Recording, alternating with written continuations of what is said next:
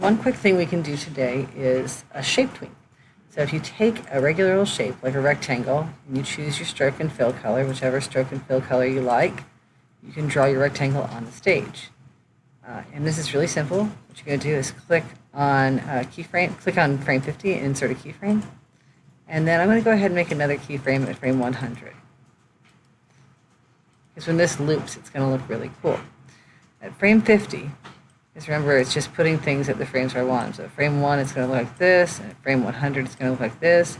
At frame 50, if I select frame 50 and hit backspace or delete, I can add a different shape. When I add a different shape, I can even add a different color if I like. Different stroke, different fill. But I'll just add a different thing here. Put a circle. Now, if I select the entire layer and I insert a shape tween, then it'll loop, if I can loop it, the whole thing, and it will do my shape tween for me. That's one of the things I need you to accomplish today.